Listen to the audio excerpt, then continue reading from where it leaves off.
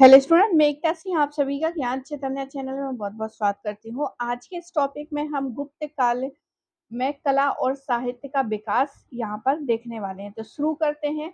इससे पहले जो है गुप्त काल के शासकों के बारे में, उसके बाद साम्राज्य जो प्रशासन था, उसके बारे में हमने देखा। तो ये तीसरा वीडियो होगा गुप्त काल से संबंधित।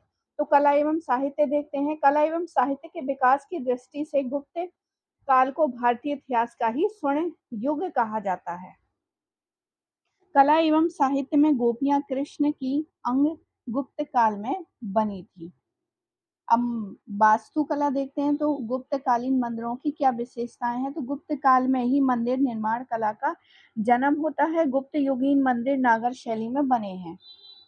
कौन सी शैली में बने हैं? तो नागर शैली में बने हैं। ये काफी इम्पोर्टेंट है। और मंदिर बनने का जो जन्म है यहाँ हमें ज्यादा दिखाई देता है, इसलिए इसकी विशेषता हो जाती है। वैसे अगर हम देखें तो पहले से ही थोड़ी थोड़ी जो है स्टार्ट होनी शुरू हो जाती है, लेकिन गुप्त काल तक आते आते हमें बहुत ज्यादा मात्रा में दिखाई देती है।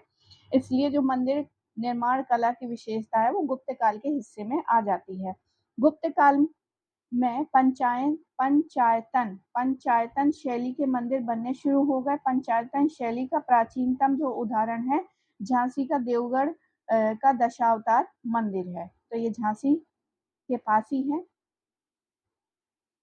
दशावतार मंदिर, जहाँ पर विष्णु जी अपने शेष नाग की शैया पर लेटे हुए हैं। इस तरह से दिखाया गया है। आगे देखते हैं। शिखर युक्त मंदिर का निर्माण गुप्त युग की महत्वपूर्ण उपलब्धि है। देवगढ़ का दशावतार मंदिर शिखर युक्त मंदिर का प्रथम उदाहरण है। शिखर युक्त मंदिर मतलब पहले मंदिर जो है ना इस तरह से बनते थे, इस पर कोई शिखर नहीं था। लेकिन यहाँ पर जो पहला हमें मंदिर मिलता है वो शिखर युक्त, यानी अब ये शिखर हो गया। इस तरह से क्या हो गया? शिखर। शिखर युक्त मंदिर का प्रथम उदाहरण है वक्र रेखीय शिखर, जो नागर शैली का अनिवार्य लक्षण है। वक्र रेखीय शिखर, तो यहाँ पर कुछ जो है इस तरह से लाइनें बनाई गई हैं शिखर के ऊपर। ये जो है ये प्राचीनतम है। नचना कुठारा का पार्वती मंदिर, सिरपुर का लक्ष्मण मंदिर। गुप्त काल में मंदिर निर्माण में छोटी ईंटों व पत्थरों का प्रयोग हुआ है। भीतर गांव यानी कानपुर का मंदिर ईंटों से निर्मित है तथा वर्गाकार चबूतरे पर बना है। गुप्त काल के अधिकांश मंदिर किससे बने हैं? पाषाण निर्मित है। किससे हैं? पाषाण निर्मित है। गुप्त काल में वर्गाकार चबूतरों पर मंदिरों का निर्माण शुरू हो गया। तो यहाँ पर जो है आप मंदिर में जाएंगे तो पहले सीढ़ियाँ आपको मिलेंगी, उसके बाद एक चबूतरा मिलेगा, फिर उसके ऊपर मंदिर जो है बनाया जाता है, जिस पर चढ़ने के लिए चारों ओर सीढ़ियाँ बनाई जाती, इधर भी और चारों तरफ से या 3 तरफ से, इस तरह से भी बना सकते हैं। गुप्त काल विदेशी प्रभाव से मुक्त थी। गुप्त काल की जो मंदिर है वो विदेशी प्रभाव से बिल्कुल मुक्त थी। पर्सी ब्राउन ने लिखा है कि भारत में राजनीतिक एकता, प्रशासनिक स्थिरता एवं राज्याश्रय का सर्वाधिक प्रभाव हमें गुप्त युगीन वास्तुकला पर दिखाई देता है। मतलब यहाँ पर जो है हमें किसी विदेशी उसकी कोई हमें डिजाइन लेने की जरूरत नहीं है। हमारा जो भारत में ही जो विशेषताएं हैं, जो कला विद्यमान है, हम उसी को लेके बनाएंगे। यहाँ पर ऐसी विचारधारा को लेकर ही यहाँ पर जो है वास्तुकला बनाई गई। निर्माण वास्तु के विकास के साथ साथ उसके शास्त्रीय नियम भी जो है निर्धारित हुए। आधार पीठिका, गर्भगृह, सभा मंडप, शिखर, अंतराल, प्रदक्षिणा पथ, गर्भगृह के चारों ओर से आच्छादित मार्ग और द्वार पर गंगा यमुना की मूर्तियां जो है गुप्त युगीन मंदिरों की सामान्य विशेषता थी। मंदिर के भीतर एक चौकोर कक्ष बनाया जाता था जिसमें मूर्ति रखी जाती थी। मंदिर के सबसे महत्वपूर्ण भाग को गर्भगृह कहा जाता था। प्रारंभ में गर्भगृह की दीवारें सादी हुआ करती थी, किंतु बाद में उन्हें मूर्तियों से सजाने लग गए। गुप्तकालीन मंदिर देखते हैं तो सबसे पहले यहाँ पर जितने मंदिर है उसकी चर्चा करते हैं। तो सबसे पुराना जो है देवगढ़ का दशावतार मंदिर है। तो आपको जो है क्रम से लगाने के लिए भी सहूलियत होगा अगर इसको देखेंगे तो। कि देवगढ़ का दशावतार मंदिर 6ठी शताब्दी का देवगढ़ का दशावतार मंदिर ललितपुर उत्तर प्रदेश जो वेत्रवर्ती बेतवा नदी के तट पर स्थित है। भारतीय मंदिर निर्माण में शिखर का संभवतः ये पहला उदाहरण हमें देखने को मिलता है। इसमें मंदिर की दीवारों पर शेष शयी विष्णु नर नारायण की तपस्या एवं गजेंद्र मोक्ष के दृश्य उत्कीर्ण किए गए हैं। दशावतार मंदिर में शिव को योगी के रूप में दर्शाया गया है। नचना कुठारा का पार्वती मंदिर अजयगढ़ मध्य प्रदेश। नचना कुठारा के पार्वती मंदिर में शिव पार्वती संगीत वाद्यों के साथ उकेरे गए हैं। तो ये दूसरा नंबर जो है नचना कुठारा का पार्वती मंदिर है, जो कि मध्य प्रदेश में है, अजयगढ़ में। तो यहाँ पर जो है संगीत वाद्यों का जो है पिक्चर उकेरे गए हैं मंदिर में। शिल्प में राम कथा रामायण का सर्वप्रथम अंकन अगर हमें मिलता है तो नचना कुठारा में ही मिलता है। अब भूमरा का शिव मंदिर, भुवना का शिव मंदिर सतना मध्य प्रदेश में है। भूमरा शिव मंदिर के द्वार स्तंभ में दाएं मकर वाहिनी गंगा और बाएं जो है पूर्व वाहिनी यमुना, एक तरफ गंगा यमुना दोनों ही यहाँ पर मंदिर द्वार में बनाए गए हैं। इसमें शिवजी रतन जड़ित मुकुट पहने हुए दिखाए गए हैं, रत्नों से जड़ित मुकुट पहने हुए हैं। खो का शिव मंदिर सतना मध्य प्रदेश में है। सांची का मंदिर संख्या 17 ये प्रारंभिक गुप्त मंदिर है। इसकी योजना आयताकार थी। तिगवा का विष्णु मंदिर जबलपुर मध्य प्रदेश में है। एरण का विष्णु मंदिर सागर मध्य प्रदेश में है। वराह की वास्तविक आकार की मूर्ति एरण से प्राप्त हुई है, जिसका निर्माण धन्य विष्णु ने किया है। एरण विष्णु मंदिर के सम्मुख बुद्धगुप्त के काल में 485 ईस्वी में एक गरुड़ ध्वज स्थापित हुआ है। भीतरगांव ये कानपुर में, कानपुर का जो है ईंटों का मंदिर बना है। भीतरगांव शिखर में भारत में सर्वप्रथम मेहराबों का प्रयोग होता दिखाई पड़ता है। इसका देखने को मिलता है मेहराबों का। ये मेहराब चैत्याकार है। भीतरगांव का शिखर भारत में शिखर का दूसरा उदाहरण है तथा ईंटों से निर्मित सबसे प्राचीन ये मंदिर है। भीतरगांव का मंदिर किसी देवता को समर्पित नहीं है, किंतु इसमें शिव विष्णु गणेश दुर्गा महिषासुरमर्दिनी आदि की मूर्तियां हैं। सिरपुर का लक्ष्मण मंदिर की विशेषता देखते हैं। और लक्ष्मण मंदिर है तो विष्णु को समर्पित होगा। इस मंदिर का निर्माण 7वीं सदी में रानी बस्ता द्वारा सिरपुर का लक्ष्मण मंदिर जो है बनाया गया था। सिरपुर लक्ष्मण मंदिर महासमुंद छत्तीसगढ़ एवं पहाड़पुर बांग्लादेश मंदिर भी ईंटों से निर्मित है। तो याद रखिए यहाँ पर 2 जो है सिरपुर हैं और दोनों ही लक्ष्मण मंदिर हैं।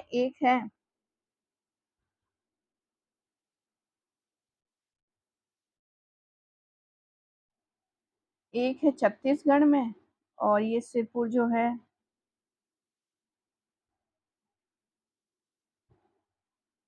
लक्ष्मण मंदिर जो है महासमुंद छत्तीसगढ़ में और दूसरा पहाड़पुर बांग्लादेश। इन दोनों में जो है मंदिर भी ईंटों से निर्मित है। 10वां देखते हैं उदयगिरी का गुहा मंदिर। तो उदयगिरी विदिशा में ब्राह्मण गुहा मंदिर का निर्माण हुआ। इसका निर्माण चंद्रगुप्त विक्रमादित्य के सेनापति वीरसेन ने कराया था।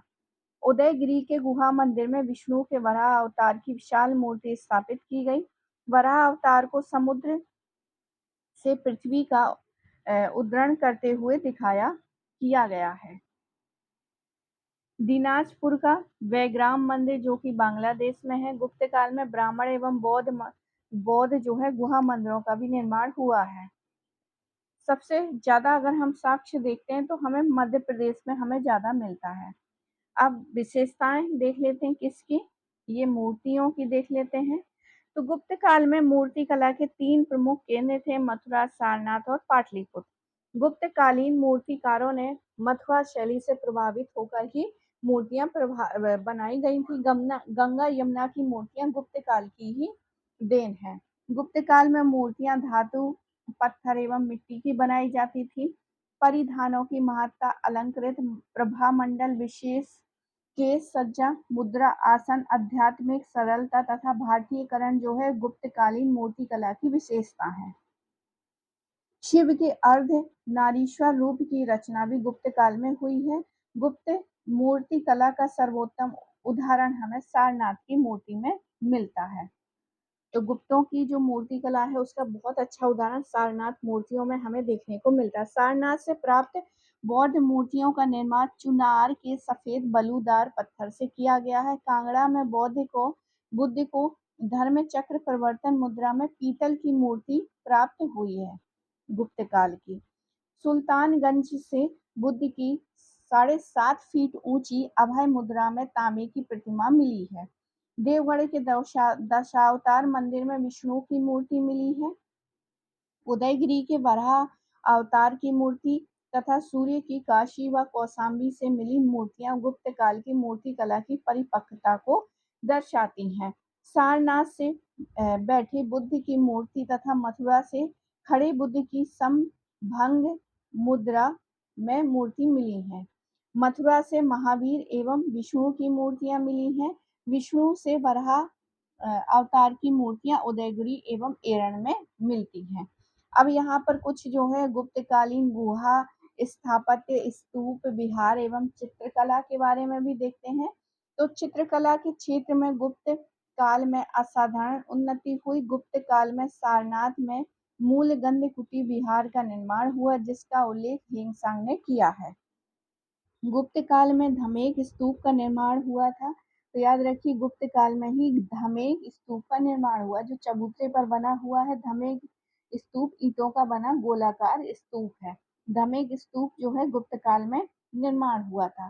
सिंध के मीरपुर खास स्तूप का निर्माण गुप्त काल में हुआ है। तो सिंध में भी जो है गुप्त काल में बनाए गए थे स्तूप।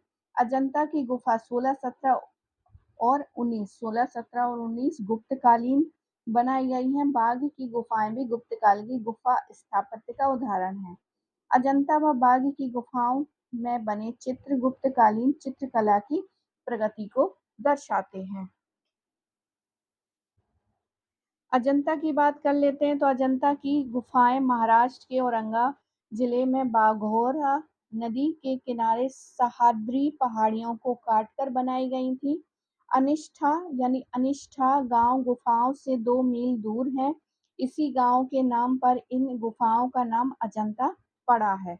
अजंता गुफाओं की खोज 1819 में मद्रास रेजिमेंट के एक सैनिक विलियम एरिस्कन ने की है। अजंता में कुल 29 गुफाएं हैं। इन गुफाओं में 9, 10, 19, 26 नंबर की गुफाएं चैत्य गुफाएं हैं। शेष 25 गुफाएं बिहार हैं। गुफा संख्या 13 सबसे प्राचीन है।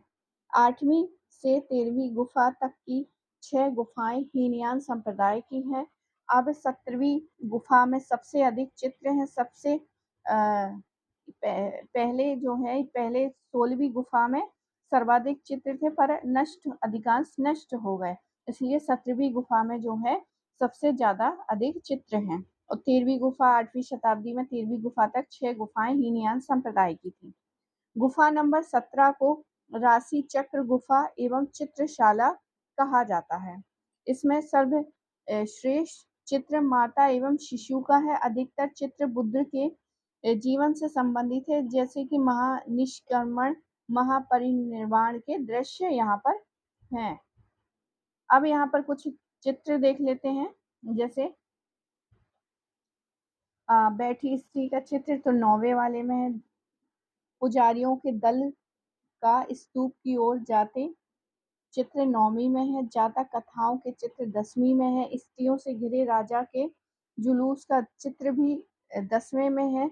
उपदेश सुनाते भक्तगण 16 में है। गौतम बुद्ध के वैराग्य उत्पन्न होने के 4 दृश्य 16 में है। मरणासन राजकुमारी जो है पूछा गया है तो 16वें में है। आगे देखते हैं। यह 16वीं गुफा का सबसे प्रसिद्ध चित्र है। तो महाहंस जातक का चित्र जिसमें राजा स्वर्ण हंस से कथा सुन रहा है, सत्रह का है। राहुल समर्पण का चित्र व बुद्ध का गृह त्याग का चित्र 17 में है। मार विजय का चित्र प्रथम में है।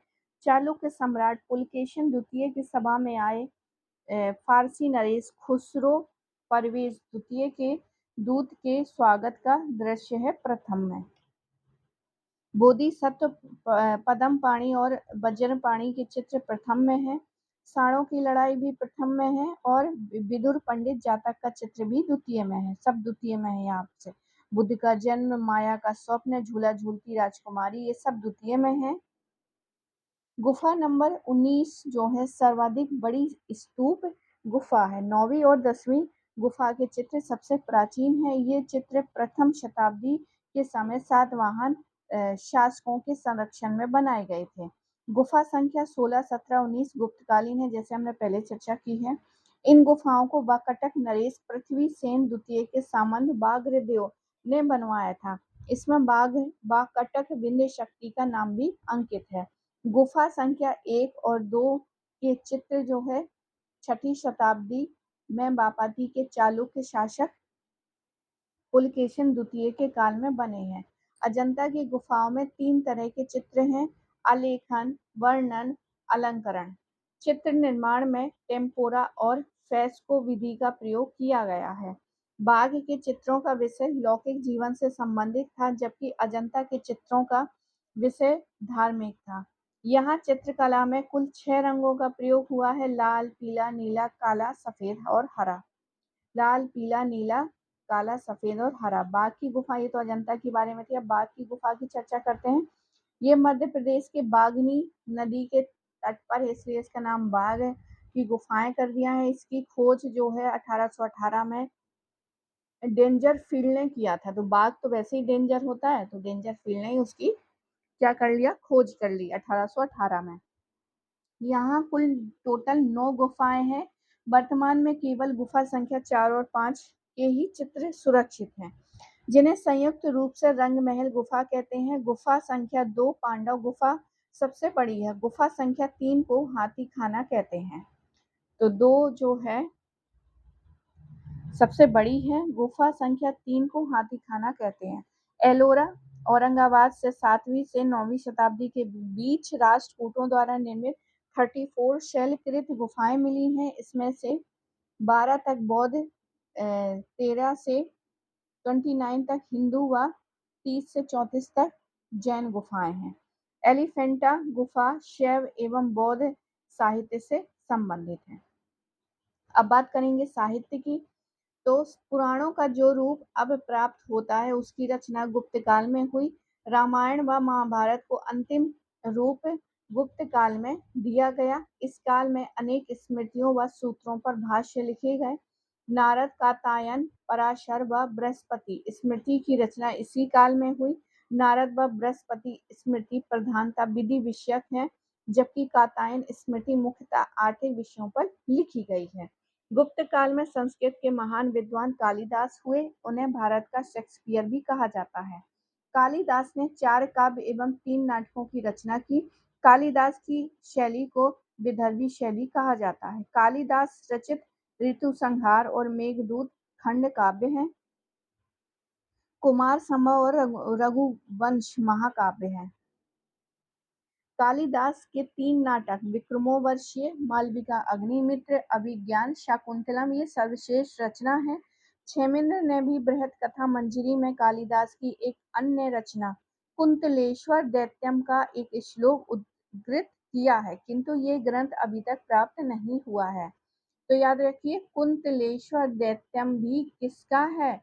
ये भी कालिदास जी का है, क्योंकि कालिदास के आपको पता होगा विक्रमोर्वशीय, मालविका अग्निमित्र, शाकुंतलम और भी जितने यहाँ पर जैसे ऋतु संहार, मेघदूत, कुमार संभव, ये सारे पता होंगे। लेकिन कुंतलेश्वर दैत्यम भी है। ये कौन बताता है हमें? क्षेमेंद्र की ने अपने ग्रंथ बृहत कथा मंजरी में ये चीज बताई है कि एक अन्य रचना भी इनकी है, जो कि कुंतलेश्वर दैत्यम कहा गया है, लेकिन अभी ये प्राप्त नहीं है।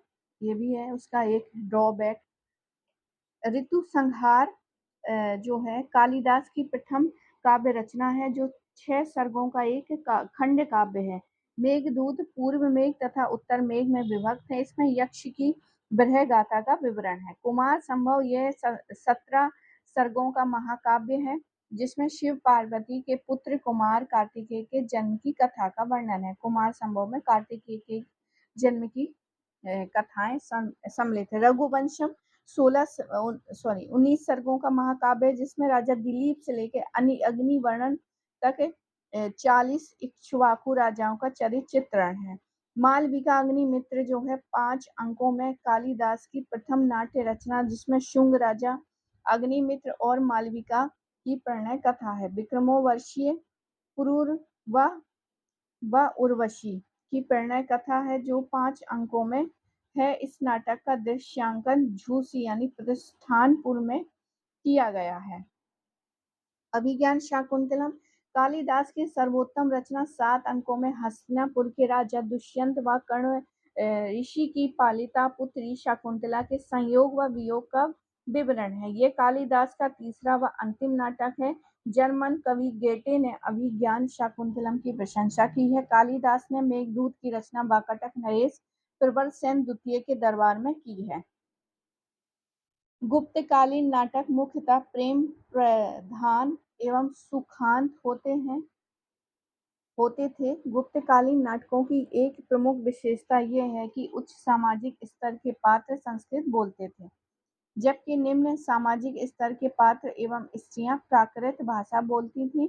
इस समय की अलंकृत संस्कृत को समाज के अन्य वर्णों के लोग नहीं समझते थे क्योंकि तत्कालीन बोलचाल की भाषा प्राकृत थी। शूद्रक के नाटक मच्छीकटिका में स्त्रियों व शूद्र प्राकृत बोलते हैं। मच्छीकटिकम में ब्राह्मण व्यापारी चारुदत्त एवं गणिका बसंत सेना की प्रणय कथा है। इसमें तत्कालीन समाज में व्याप्त भ्रष्टाचार पर प्रकाश डाला गया है तथा प्राचीन भारतीय न्याय व्यवस्था की झांकी मिलती है। भास ने 13 नाटक लिखे हैं जिसमें स्वपन वासव दत्त का 6 अंकों का नाटक है। ये प्रथम संपूर्ण नाटक माना जाता है। विशाख दत्त की मुद्रा राक्षस नायिका विहीन नाट्य रचना है। माघ भारवी एवं श्री हर्ष को संस्कृत काव्य के शीर्षत्रयी कहा जाता है एवं उनकी रचनाएं क्रमशः शिशुपाल वध किरातार्जुनीयम एवं नैषधीय चरितम को बृहत्त्रयी कहते हैं। अमरकोश के प्रसिद्ध टीकाकार क्षीर स्वामी भट्ट हैं। षड्दर्शन का पूर्ण विकास गुप्त काल में हुआ है। काव्यालंकार भामाय ने लिखा है। दशावतार क्षेमेंद्र की कथा है रचना है। अब यहाँ पे लेखक देख ले देवी चंद्र गुप्तम मुद्रा राक्षस विशाख दत्त की है। काव्य दर्शक जो है दशकुमार चरण ये दंडिन की है। किरातार्जुनीयम भारवी की है। रावण वध जो है भट्टी कवि या वत्स भट्टी की है। अमरकोश अमर सिंह की है। न्यायावतार सिद्धसेन की है। पंचतंत्र विष्णु शर्मा की है। कामसूत्र वात्सायन की है। चंद्र व्याकरण चंद्र गोविंद की है। विसुंधी मग जो है बुद्ध घोष की है। मच्छीकटिकम मिट्टी की गाड़ी शूद्रक की है और अमरकोश को संस्कृत का विश्वकोश कहा जाता है। अब बात करते हैं तो हो गई साहित्य की बातें। अब साइंस की बातें कर लेते हैं। तो गुप्त काल में शून्य का सिद्धांत तथा दशमलव प्रणाली का विकास हुआ। शून्य का आविष्कार ज्ञात भारतीयों ने किया था। शून्य का आविष्कार ईसा पूर्व दूसरी शताब्दी में भारतीयों ने किया। अरबों ने शून्य का प्रयोग भारत से सीखा तथा इसे यूरोप में फैलाया।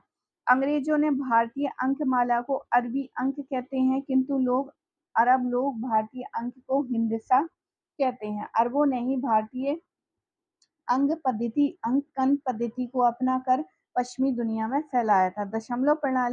दशमलव पद्धति का प्रयोग सबसे पहले भारतीयों ने किया था। चीन ने दशमलव प्रणाली भारतीय बौद्ध धर्म प्रचारकों से सीखा था तथा यूरोप ने अरबों से सीखा था। आर्यभट्ट का देख लेते हैं। आर्यभट्ट कुसुम्ब पाटलिपुत्र के ही निवासी थे। 5वीं शताब्दी में 476 ईस्वी में थे। आर्यभट्ट ने कहा था कि पृथ्वी अपनी धुरी पर घूमती हुई सूर्य की परिक्रमा करती है। आर्यभट्ट बीजगणित के जनक थे व उन्होंने सूर्य सिद्धांत का प्रतिपादन किया था। आगे देखते हैं। आर्यभट्ट को प्राथमिक खगोल शास्त्री कहा जाता है। इस संबंध में उनका कथन है, मैंने खगोल शास्त्रीय सिद्धांतों के गहरे समुद्र में गोता लगा एवं सत्य ज्ञान से डूबे सत्य रत्न को अपनी बौद्धिकता की नाव से उबारा है। आर्यभट्ट ने आर्यभट्टीय आर्यभट्टियम नामक गणित की पुस्तक लिखी। आर्यभट्टीय के 4 भाग हैं, दशगीतिकापाद, दशगीतिकापाद, गणितपाद, काल क्रियापाद, गोलापाद। आर्यभट्ट ने चंद्र ग्रहण व सूर्य ग्रहण की वैज्ञानिक व्याख्या की है। आर्यभट्ट ने त्रिभुज का क्षेत्रफल निकालने का सूत्र भी दिया है। आर्यभट्ट ने पृथ्वी की परिधि का अनुमान और माप पाई का माप दिया है, जो आज भी सही माना जाता है। आर्यभट्ट ने सर्वप्रथम त्रिकोणीय के साइन ज्या का खगोल शास्त्र में प्रयोग किया है। आर्यभट्टीय ने बेबीलोनियाई विधि से ग्रह स्थिति की गणना की थी। आर्यभट्ट की कृति आर्यभट्टियम का 800 ईस्वी में जीज अल जब नाम से अरबी में अनुवाद किया था। तो ये जो है बहुत इम्पोर्टेंट है। यार भट्टिये की एक पुस्तक जो है अरबी भाषा में अनुवाद हुई थी 800 ईस्वी में, उसका नाम क्या है? तो जीज अल अरजब हर। मिहिर कुल की बात करते हैं तो गुप्त काल में अवंती पश्चिम मालवा निवासी वराहमिहिर 6ठी शताब्दी में ही खगोल शास्त्र व ज्योतिषी विद्या पर अनेक ग्रंथ लिखे। इन्होंने पंच सिद्धांतिका, लघु जातक, बृहत संहिता, योग यात्रा, योग माया प्रमुख है। पंच सिद्धांतिका के टीका भट्टोत्पल है। इसमें 5 ज्योतिष का सिद्धांत है, पितामह, वशिष्ठ, रोमक, पौलिश, सूर्य। रोमक और पोलिस पर यूनानी प्रभाव दिखाई पड़ता है। वशिष्ठ सिद्धांत ने एक वर्ष को 366 दिन में के स्थान पर 365.25 दिन जो है बताया है। ये किसका? वशिष्ठ सिद्धांत ने। यहाँ पे दिया ना वशिष्ठ, पंच सिद्धांतिका में ये बताए गए हैं। वराहमिहिर चंद्रमा पृथ्वी के चारों ओर घूमता है और पृथ्वी सूर्य के चारों ओर घूमती है, ये चीज बताई है। बृहत संहिता में ज्योतिषी के अलावा भारत के तत्कालीन भूगोल, सामाजिक, आर्थिक व धार्मिक जीवन तथा स्थापत्य व मूर्तिकला की विस्तृत जानकारी दी गई है। इस दृष्टि से बृहत संहिता गुप्त युगीन संस्कृति के ज्ञान का अमरकोश है। बृहत संहिता प्रथम विश्वकोशीय ग्रंथ माना जाता है। वराहमिहिर में वर्गमूल एवं धनमूल निकालने की पद्धति दी गई है। भास्कर प्रथम ने महाभास्कराचार्य व लघु भास्कराचार्य तथा भाष्य लिखे। उन्होंने आर्यभट्टियम पर आर्यभट्टीय भाष्य टीका लिखा है। भास्कर द्वितीय भास्कराचार्य 12वीं सदी के गणितज्ञ थे। सिद्धांत शिरोमणि इनकी प्रसिद्ध रचना है। इनके 4 भाग हैं। लीलावती से बहुत क्वेश्चन है पूछे जाते, बहुत इंपॉर्टेंट है, वेरी वेरी इंपॉर्टेंट। लीलावती बीज गणित, तो ऐसे पूछते हैं कि लीलावती किसके द्वारा लिखी गई। लीलावती जो है वो किस चीज की पुस्तक है? तो आप याद रखिए गणित की पुस्तक है। लीलावती बीज गणित, ग्रह गणित तथा गोला है। लीलावती को पाटी गणित भी कहते हैं। महावीराचार्य ने गणित सार संग्रह ग्रंथ की रचना की थी। भीनमाल जालौर राजस्थान में जन्मे ब्रह्मगुप्त ने खंड खादक ब्रह्म सिद्धांत, स्फुटन सिद्धांत की रचना की थी। किसने? भीनमाल में जन्मे ब्रह्मगुप्त के। तो यही पूछ सकते हैं कि ब्रह्मगुप्त का जो है जन्म कौन सी जगह हुआ था? आर्यभट्ट के जन्म तो पाटलिपुत्र में हुआ था। इसके अलावा यहाँ पर इस उज्जैन में हुआ था। वराहमिहिर का उज्जैन वाले हैं ये। इन सब ने जो है साइंस पर जो है अपनी किताबें लिखी। वेदांत, ज्योतिषी और ध्यान ग्रह लिखा इन्होंने ब्रह्मगुप्त ने, जो कि राजस्थान भीनमाल के थे। स्फुटन सिद्धांत में खगोलीय उपकरणों का पहला सुव्यवस्थित विवरण मिलता है। ब्रह्मगुप्त को सर्वप्रथम अरबों ने ज्योतिषी के प्रचार का श्रेय है।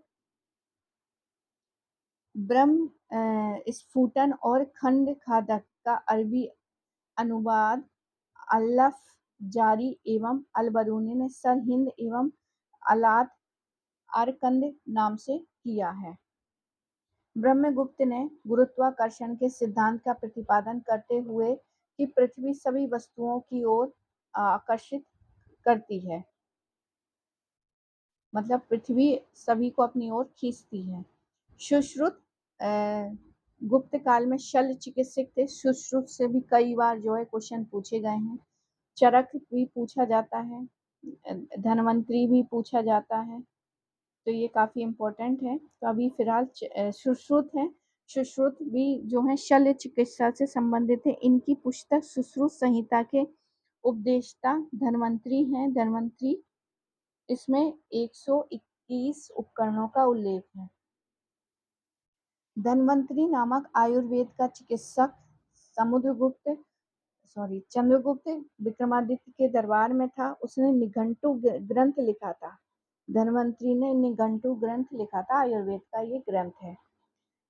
बगभट्ट ने आयुर्वेद के प्रसिद्ध ग्रंथ अष्टांग हृदय और अष्टांग सहांग की रचना की है। चरक, सुश्रुत और बागभट्ट को आयुर्वेद त्रयी एवं इनकी रचना को बृहद त्रयी कहा गया है।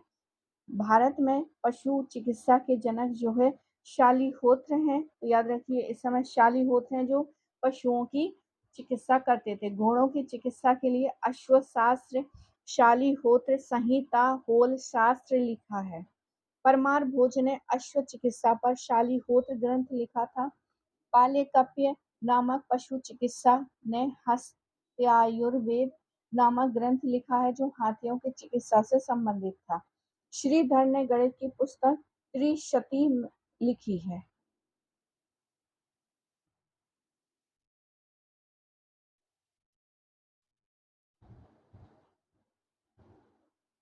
श्रीधर की जो है त्रिशती है। नवनीतकम नामक आयुर्वेद ग्रंथ की रचना भी इसी काल में हुई है। और मेहरौली के लौह स्तंभ जो है गुप्तकालीन धातु कला का सर्वश्रेष्ठ उदाहरण हमें देखने को मिलता है। इस्पात बनाने की कला सबसे पहले भारत में विकसित हुई थी। विदेशों में भारतीय इस्पात का निर्माण ईसा पूर्व चौथी सदी में होने लगा था। बाद में भारतीय इस्पात ऊतज कहलाने लगा। वैशेषिक शाखा के अणु सिद्धांत का प्रतिपादन भी गुप्त काल में हुआ है। नागार्जुन ने रस चिकित्सा प्रणाली द्वारा सोने, चांदी, तांबे आदि धातुओं की भस्म से रोगों की चिकित्सा की थी। नागार्जुन ने रस चिकित्सा प्रणाली द्वारा सोने, चांदी, तांबे इन सबको क्या कर दिया था, भस्म से रोगों की चिकित्सा की थी। अब कुछ शब्दावली देख लेते हैं, इसी के साथ हमारा फिर ये खत्म हो जाएगा। तो गुप्त हर उसमें हमने क्या है, शब्दावली। इस बुक की ये बहुत अच्छी खास बात है कि एक टॉपिक है, जैसे गुप्त काल ही है या सातवाहन है, मौर्योत्तर काल है, तो उसके बाद जो है उसकी शब्दावली जरूर से दी गई है। ये बहुत अच्छी बात यहाँ पर देखने को मिलती है। तो शब्दावलियों की बात कर लेते हैं। बापी और तगाड़ जो है तालाब को कहते थे। बापी और तगाड़ तालाब को। आवल गक जो है आक्रमण के समय प्रजा द्वारा राजा के लिए खाद्य सामग्री का प्रबंध। वात भूत जो है वायु व पानी के देवता की पूजा के लिए किए जाने वाला कर। वात भूत शुल्क जो है व्यापारियों से लिए जाने वाली चुंगी। पूग जो है नगर में निवास करने वालों की समिति हुआ करती थी। कुटुम्बिन, कुटुम्बिन जो है परिवार का मुखिया था। अष्ट कुलाधिकारी जो है 8 कुलों का मुखिया था। महत्तर क्या है, ग्राम प्रशासन का एक अधिकारी था। भुक्ति जो है गुप्त कालीन प्रांतों का नाम था। विषय गुप्तकालीन जिला थे। अदाइक, अदाइक जो है मृत व्यक्ति की संपत्ति, इसका मालिक राजा होता था। गुप्त निधि की बात करें तो राजकीय संपत्ति होती थी। मृतिकार की बात करें तो कुंभकार होती थी। गंधर्व क्या देखें तो इत्र या फिर इत्र बनाने वाली गंधी से है। कसवन जो है नाई को कहा करते थे। कंकार बर्तन बनाने वाले ठठेरा को कहते थे कंकार ठठेरा। भिल्ल जो है आखेट से जीवन चलाने वाला वर्ग होता था। अंतपीलक जो है तेल निकालने वाला तेली है। कुटुंबी जो है भूस्वामी स्वतंत्र किसान है। सिरीन जो है बटाई पर खेती करने वाले किसान है। अधिक जो है फसल बटाई करने वाली पृथक जाति है।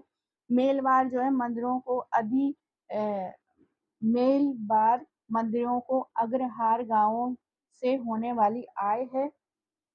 ब्रह्मदेव ब्राह्मणों को दी जाने वाली कर मुक्ति है, कर मुक्त भूमि है। देवदान जो है देवदान देवालयों को दी गई कर मुक्ति भूमि है। परिहार देवदान भूमि जो राज्य करों से मुक्त हो।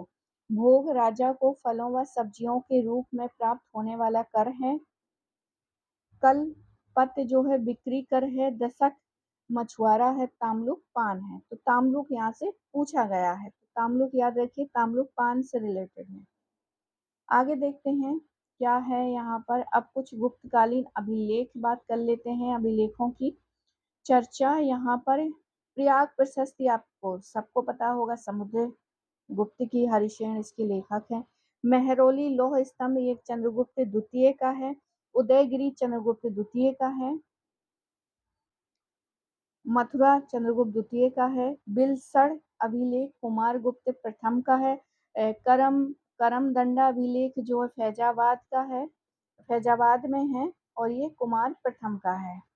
मंदसौर अभिलेख मध्य प्रदेश कुमार द्वितीय का है। दामोदरपुर ताम्रलेख बंगाल कुमार प्रथम का है। गढ़वा शिलालेख इलाहाबाद कुमार प्रथम का है। भीतरी स्तंभलेख स्कंदगुप्त का है। कोमो ये भी स्तंभलेख स्कंदगुप्त का है, गोरखपुर में पड़ता है ये। काहो और भीतरी स्तंभ तो गाजीपुर उत्तर प्रदेश में है। जूनागढ़ अभिलेख गुजरात में स्कंदगुप्त। गढ़वा शिलालेख स्कंदगुप्त। सुकिया शिलालेख रीवा में मध्य प्रदेश स्कंदगुप्त। पूना व सिद्धपुर ताम्रपत्र प्रभावती गुप्ता है। राष्ट्रकूट शासकों के निम्नलिखित 3 ताम्रपत्रों से भी गुप्त वंश की जानकारी मिलती है। संजन अभिलेख अगोम वर्ष प्रथम। काम्बो ताम्र अभिलेख गोविंद चतुर्थ। संगली ताम्रपत्र गोविंद चतुर्थ। और राष्ट्रकूट ताम्रलेखों से रामगुप्त के बारे में हमें जानकारी मिलती है। सूर्य पूजा की चर्चा कर लेते हैं। सूर्य की सबसे प्राचीन मूर्ति भरहुत मध्य प्रदेश में उपलब्ध है, जो 3री सदी ईसा पूर्व की है। भारत में सूर्य पूजा का सूत्रपात ईरान के प्रभाव से हुआ है। प्राचीनतम सूर्य मंदिर तक्षशिला का सूर्य मंदिर है, जो पल्लव गोंडा फर्नीस के समय का है। पहला शासक गोंडा फर्नीस। मूल स्थान सूर्य पूजा का प्रसिद्ध केंद्र मुल्तान सूर्य पूजा का प्रसिद्ध केंद्र है मुल्तान। कुलवाई माला के अनुसार मूल स्थान का भट्टारक ऐसे स्थान के रूप में प्रसिद्ध हो गया जहां कुष्ठ के रोगी अपने रोग से मुक्त हो जाते थे।